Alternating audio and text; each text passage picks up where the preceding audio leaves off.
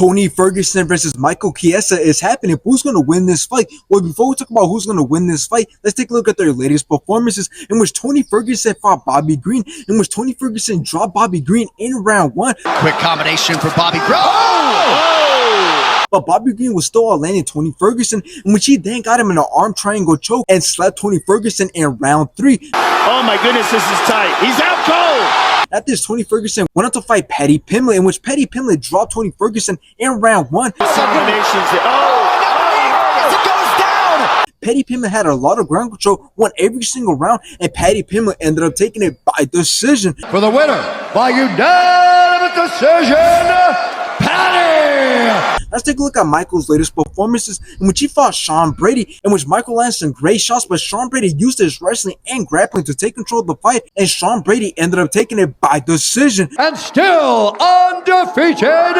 Sean. After this, Michael went on to fight Kevin Holland, in which Kevin Holland got him in a Bravo choke and made him tap in round 1. He's got it locked in.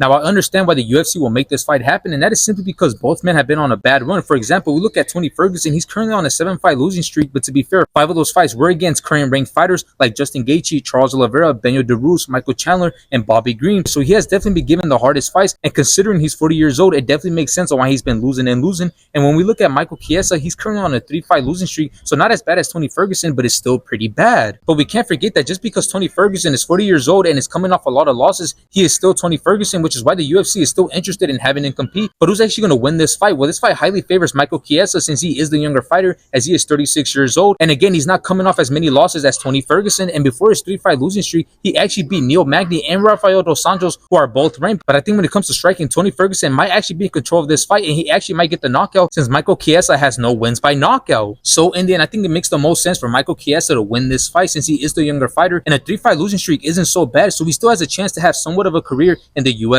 But who knows, Tony Ferguson might actually still have the heart to take the win.